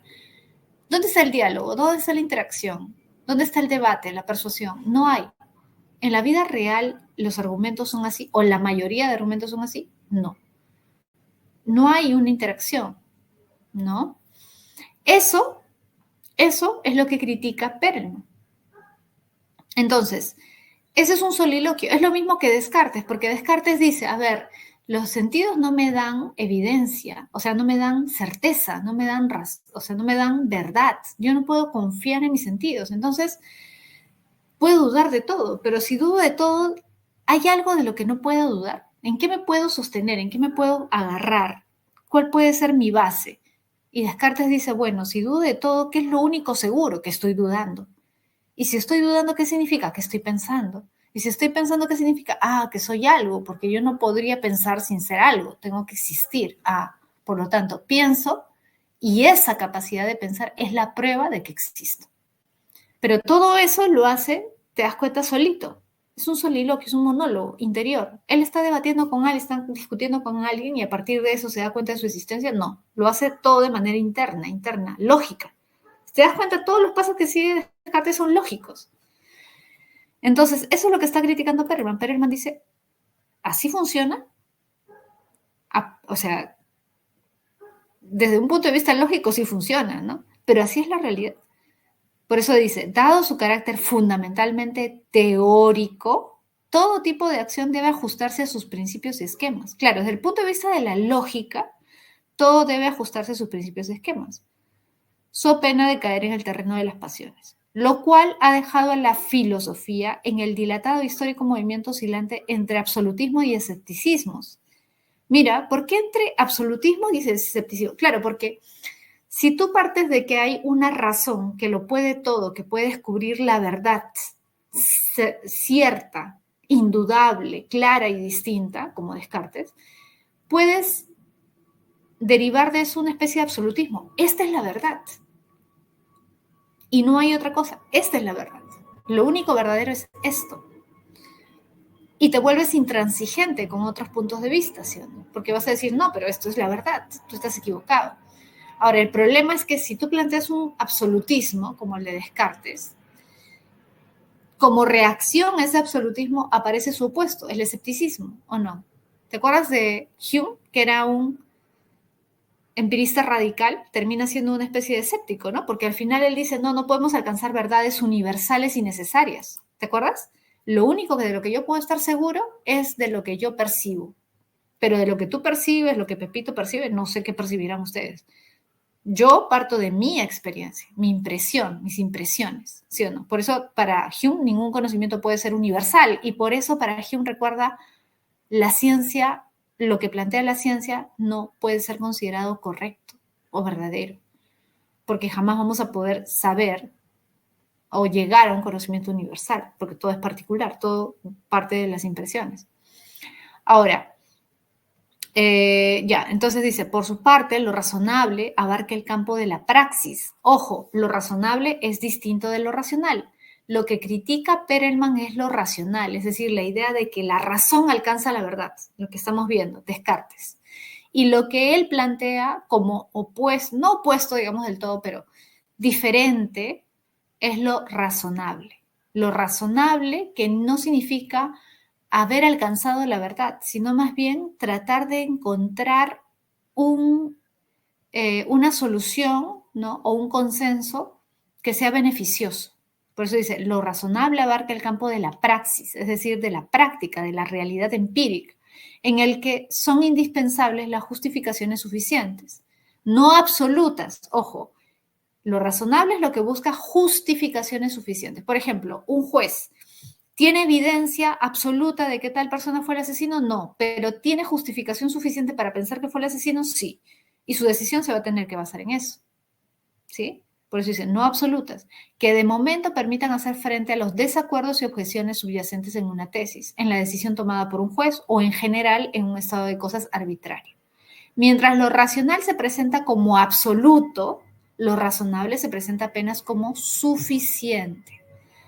De modo que lo que se legitima como razonable en una época puede deslegitimarse como irrazonable en otra época. Por eso te decía hace un rato, ¿no? Todo lo que consideramos razonable ahora no era considerado razonable hace 100 años, 200 años, 300 años, incluso hace 50 años. ¿O sí? ¿No? Lo que es razonable para nosotros de acá a 100 años quizás ya no es razonable. Es contextual, cambia según el contexto, la época, ¿no? En función del concepto de lo racional señalado por Perelman, toda novedad y antinomia que no se ajuste a la ley, esto es, que ponga en tela de juicio la coherencia del sistema, se excluye y condena de antemano. Mira, en función del concepto de lo racional, que es lo que critica Perelman. Perelman critica el concepto de lo racional, porque según lo racional, todo lo que va en contra de la ley, no se ajusta a la ley, termina siendo excluido de antemano. Es decir, se considera malo, negativo. Pero en función de lo razonable, que es lo que él propone, toda novedad y antinomia en relación con la ley se constituye ante todo en, a ver, ¿cuál sería la clave? Fíjate que ahí te están hablando de, o sea, entre líneas está el tema de la dialéctica, del debate, del diálogo.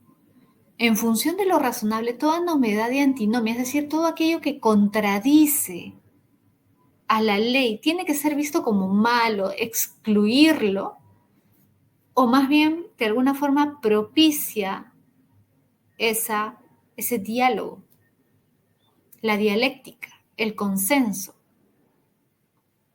¿Es eso? ¿Sí o no? Claro, es una posibilidad de consolidar un sistema cada vez con mayor claridad y coherencia, cada vez menos arbitrario. Claro, si tú tienes una posición absolutista, eres arbitrario.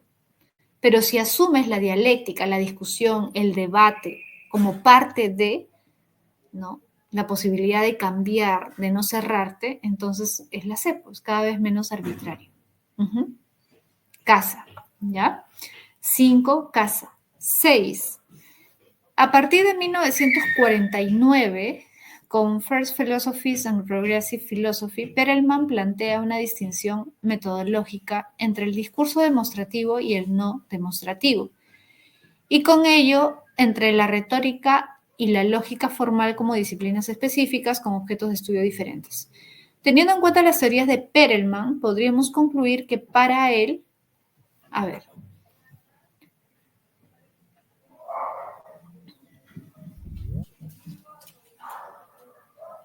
discurso demostrativo y discurso no demostrativo. Y con ello entre la retórica y la lógica formal como disciplinas específicas con objetos de estudios diferentes.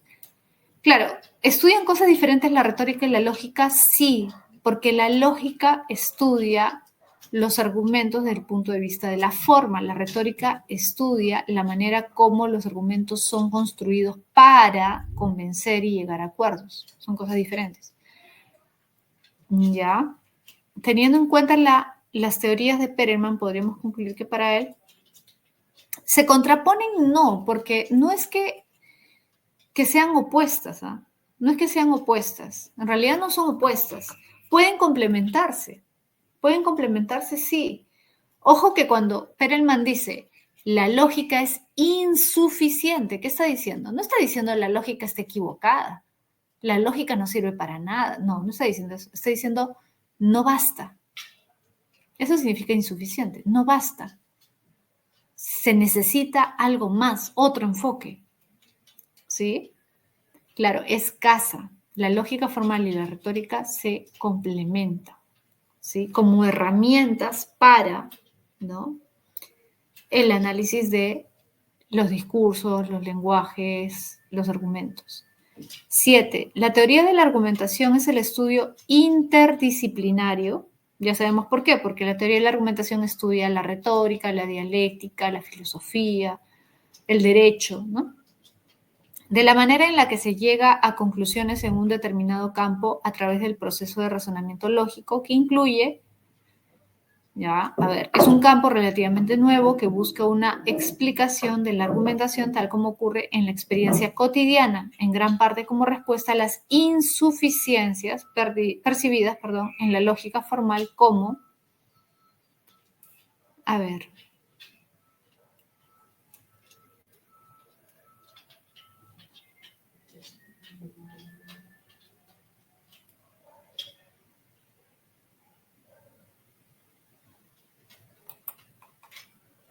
¿cuál sería la clave?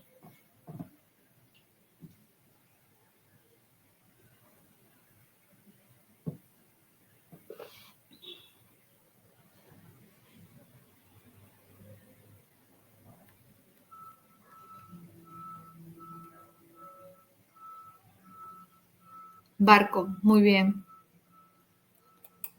Barco, ajá, que incluye el debate y la persuasión, ¿no? Es un campo relativamente bueno, ya. En gran parte como respuesta a las insuficiencias percibidas en la lógica formal como el único proveedor de estándares argumentales. Claro, ese era un error. Creer que la lógica formal era el único, ¿no?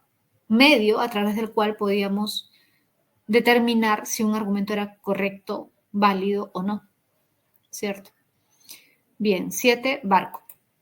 8. Dice, bajo supuestos positivistas y convencido aún de que es posible hallar una lógica. Claro, mira, acá está hablando de Perelman, pero Perelman en su época, digamos, previa al desarrollo de la teoría de la argumentación. Por eso dice, bajo premisas positivistas, o sea, él tenía una visión positivista, tenía una posición positivista. ¿Ya? El positivismo tiene, digamos, la idea, no es racionalista, pero sí parte de la idea de que hay verdades, digamos, ¿no? O que se puede alcanzar conocimientos seguros, científicos. Entonces dice, mira, bajo premisas positivistas y convencido aún de que es posible hallar una lógica de los juicios de valor, el filósofo polaco Chaim Perelman plantea en 1945 una regla formal o abstracta de la noción de justicia, como un principio de acción de acuerdo con el cual los seres de una misma categoría esencial deben ser tratados de la misma manera. ¿Ya? Ese es su concepto de justicia. ¿Ya? En tal afirmación se sobreentiende que los casos de aplicación de esta regla son idénticos e intercambiables en toda circunstancia concreta en la que se pretenda aplicar, dado su carácter formal y universal. Lo anterior se sustenta en que para entonces Perelman contemplaba la posibilidad de aplicar la lógica formal al campo de las humanidades. Mira, para esa época, Perelman, o sea, antes de desarrollar, ¿no? Ya dijimos su teoría de la argumentación, creía que era posible aplicar la lógica formal al campo de las humanidades y en consecuencia planteaba una visión estática de los valores, en particular del valor de la justicia, a merced de un formalismo impersonal. Claro, porque la lógica es absolutamente formal y estática. O sea, las leyes de la lógica no cambian. Las leyes de la lógica son unas, es como la matemática, 1 más 1 es 2. Eso no va a cambiar de acá a 100 años. De acá a 100 años, 1 más 1 va a ser 2. Igual, la lógica funciona así. Es estática, ¿no? Sin mediación alguna de las creencias de los sujetos en sus contextos. Claro, desde ese punto de vista, la lógica pues es objetiva, por decirlo así, ¿no? Universal. No va a cambiar, ¿no? No tiene en consideración, por eso lo que están acá haciendo es una crítica de esa visión formalista de la justicia, ¿no?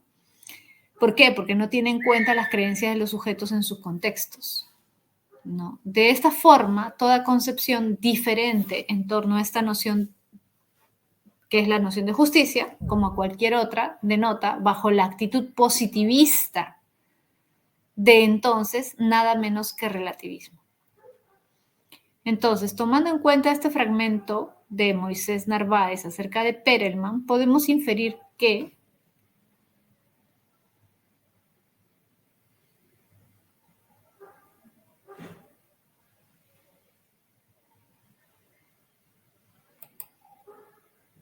a ver, ¿qué dicen? ¿Qué dicen?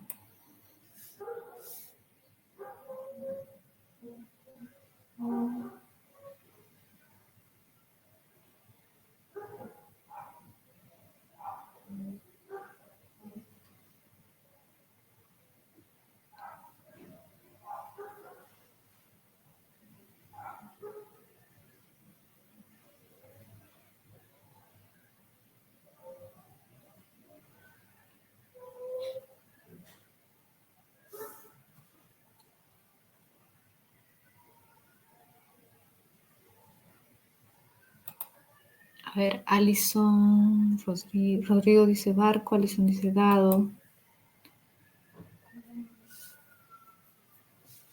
¿Qué dicen los demás?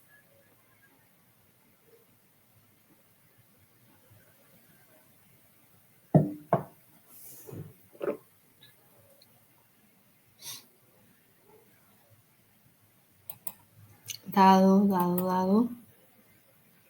Es dado, efectivamente. La B no es del todo incorrecta. Podría ser la B también, sí, pero el texto está sobre todo dirigido a hacer una crítica, de alguna forma, al formalismo de la lógica, ¿no? Al formalismo de la lógica que hace que todo cuadre en ella, digamos, ¿no? O sea, no se adapta a la realidad, sino que adapta la realidad a su forma, ¿no? Eso es lo que está criticando. Por eso es la D, ¿ya? Es la D, dado. 9. De acuerdo con el texto anterior de Narváez sobre Perelman, ¿cuándo pueden ser intercambiables los casos de aplicación? ¿Cuándo pueden ser intercambiables los casos de aplicación? Claro, acá se refiere, a ver, voy a retroceder para que veas lo del texto ya. A ver, ¿dónde dice eso?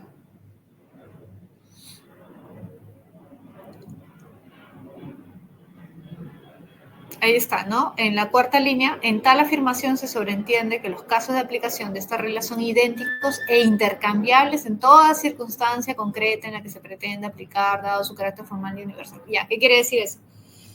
Que no importa el contexto, no importa el caso, no importa lo particular, porque un caso puede ser analizado de la misma forma que otro caso bajo este principio. No cambia el hecho de que uno sea diferente del otro, que en un contexto haya pasado esto y en el otro esto, no importa, porque el principio sigue siendo el mismo. Es decir, lo particular tiene que adecuarse a la premisa general. Son intercambiables por eso, ¿no? O sea, son lo mismo. Desde el punto de vista de la forma, son lo mismo. Eso es lo que critica Narváez, ¿no? Acerca de la perspectiva inicial de Perelman, ¿no? Que luego, bueno, ya cambia, ¿no? ¿Cuándo pueden ser intercambiables los casos de aplicación?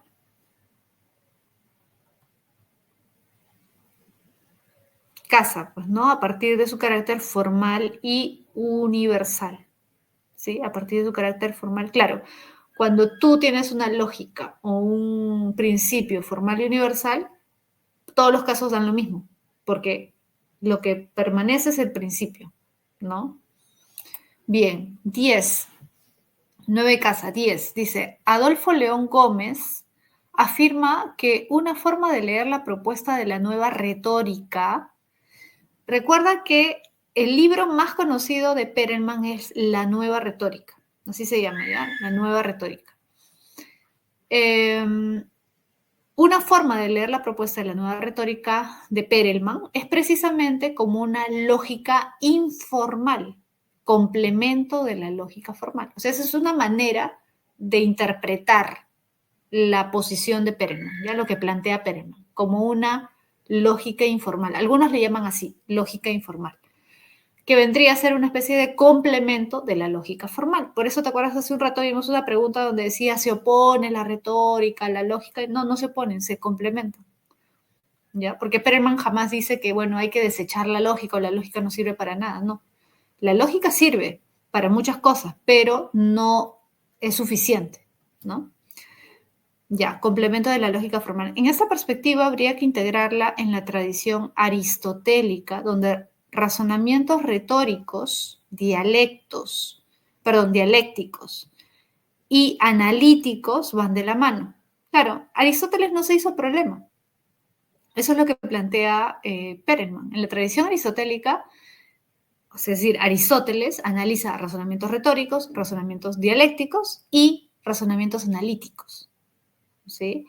Ello quiere decir que si no se subordina el concepto de lógica al de lógica formal, esto es, al estudio de los esquemas, de los razonamientos deductivos, y se enfatiza en las estructuras de la argumentación propiamente, es decir, en las condiciones materiales y prácticas de los razonamientos, la nueva retórica en efecto se imbrica en el terreno de la lógica informal, en cuyo terreno no se pueden desconocer los argumentos que hacen justificable una elección en el marco de una comunidad bajo la cual subyace cierta jerarquía de valores. En suma, podemos concluir que mientras la lógica formal se imbrica en, ya, la lógica informal sería una, mientras la primera es una lógica de la demostración, la segunda es una lógica de la argumentación.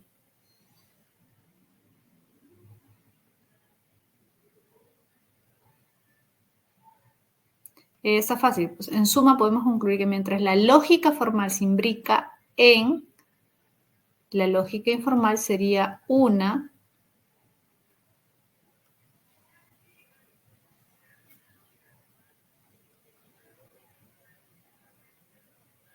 claro, es, a ver, ¿cuál es? ¿Cuál es? Pensé que ya habían puesto algunos. ¿Cuál es la clave?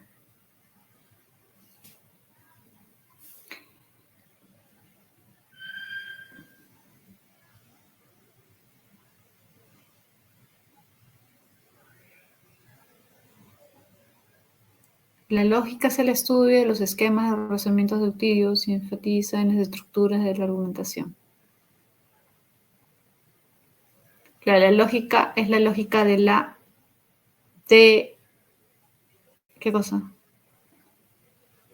De la demostración. ¿O no? Y la lógica informal, ¿no? Que es lo que propone Perelman, sería una lógica de la argumentación, barco. Es barco. Claro, porque la lógica formal, ¿no? Lo que llamamos lógica tradicionalmente, busca demostrar. Demostrar que la conclusión se deriva de las premisas, nada más. ¿Sí? En cambio, la lógica informal, como le llaman acá a lo que plantea Perelman, sería una lógica de la argumentación, porque esta sí estrictamente analiza el argumento, no desde el punto de vista de la lógica, sino considerando otros elementos. Es más, ahí mismo está la respuesta. Sí, pues, pero ahí mismo está la respuesta. O sea, parece que ahí alguien no se dio cuenta de que estaba la respuesta. Han puesto la respuesta ahí mismo. Sí, pues. Pero esa es la respuesta, es la B. Es la B. ¿Ya? 10, barco. 11. Un reconocido filósofo político afirma que la pretende lograr la persuasión de un auditorio. ¿Ya? ¿Con qué herramienta persuades? ¿Cuál es el arte, la disciplina que busca persuadir? Mientras que la pretende la interacción con otro u otros para llegar a algún acuerdo respecto de cualquier problema teórico o práctico. Claro, es barco, la retórica y la dialéctica. Ojo, la dialéctica es la disciplina que busca la interacción, el diálogo, el debate para llegar a acuerdos. ¿Ya? Ahora, claro, el enfoque pragmático, la teoría de la argumentación, por eso valora la dialéctica y la retórica. ¿Sí? Claro, el enfoque pragmático valora y busca el acuerdo, pero ¿cuál es el elemento a través del cual alcanzamos acuerdos? La dialéctica. O sea, a ver, una cosa es el enfoque y otra cosa es la herramienta. ¿Qué es lo que pretende la interacción con el otro para llegar a un acuerdo? ¿Qué es lo que usas para lograr eso? La dialéctica, el debate, la discusión, el intercambio de opiniones. Eso es dialéctica. Ahora, el enfoque pragmático considera que eso es lo que se busca claro, lo que busca el argumento, ¿no? El razonamiento. Todos los argumentos están dirigidos a eso o deben estar dirigidos hacia eso, alcanzar acuerdos. Ya. La pragmática como tal no, es que lo que pasa es que es enfoque pragmático, pero pragmática no se llama, ¿sí? Es un enfoque pragmático, pero no es pragmática, porque no es una disciplina, es un enfoque, ¿ya? La pragmática no es una disciplina. El nombre correcto es enfoque pragmático, es un enfoque de razonamiento, ¿ya? Es un enfoque de razonamiento. Ya, entonces ya dije cuál era la B, 11 barco. 12, dice, un argumento científico debe estar respaldado por evidencia empírica o al menos debe ser capaz de ser verificado, falseado o debilitado. Ya, el propósito de tal argumento debe ser explicar algún fenómeno natural, debe tener adherencia a algunas normas apropiadas. Ya, el proceso de la argumentación científica involucrar la construcción y crítica de argumentos científicos que implican la consideración de hipótesis alternativas, inferencia a partir de la mejor explicación. ¿Cuál es la alternativa que contiene el enunciado cuyas características no corresponden a los argumentos científicos? Ya, esto está recontra fácil, ¿no? ¿Cuál no es una afirmación científica?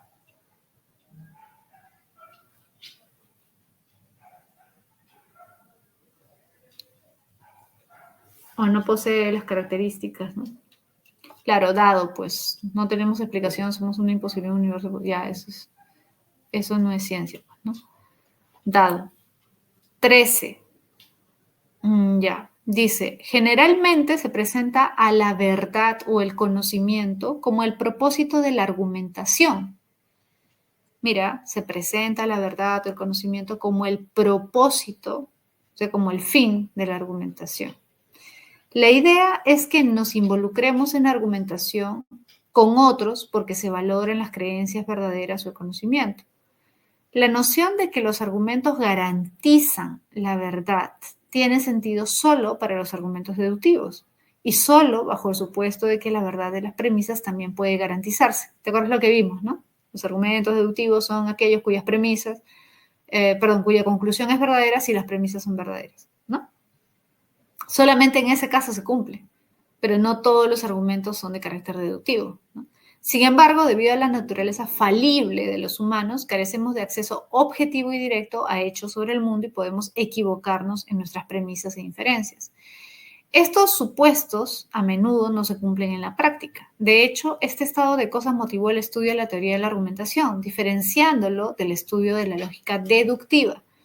No obstante, la verdad y el conocimiento siguen siendo los objetivos de la argumentación. Es simplemente necesario entender que los argumentos promueven la verdad o el conocimiento al presentar candidatos plausibles y entregar conclusiones que sean aceptables para nuestras creencias, habiendo hasta ahora ganado sobre otras alternativas de acuerdo a las reglas de argumentación. Así, Perelman y Olbrecht-Titeca afirman que el dominio de la argumentación es el de lo creíble, lo plausible, lo probable, en la medida en que este último elude la certeza de los cálculos. Fíjate, esa parte es importante, ¿no? El dominio de la argumentación es el de lo creíble, lo plausible y lo probable, en la medida en que este último elude la certeza de los cálculos. Claro, no hay certeza, no se llega a una verdad absoluta. Y critican a Descartes por tratar las proposiciones meramente plausibles como inútiles. Claro, para Descartes, si algo no es absolutamente obvio racionalmente, no sirve, no puede ser considerado valioso, ¿no? Se colige que, a diferencia de la lógica formal deductiva, en el ámbito de la argumentación cotidiana, el concepto de necesidad es sustituido por el de Ese está fácil, ¿no? Claro, probabilidad. Probabilidad. Sí, pues pobre Descartes, todos le dan como piñata a Descartes acá en la teoría de la argumentación. Dado. 13, dado. Ya. Y les dejo las claves, ¿ya? Las últimas que estaban fácil. A ver. 14 es dado también y 15 también es dado. 14 dado, que está fácil, y 15 también dado, también está fácil. ¿Ya, chicos? Ya, chicos, ya nos estamos viendo la próxima semana entonces, ¿ya? Cuídense mucho. Un abrazo a todos. Nos vemos. Chao, chao.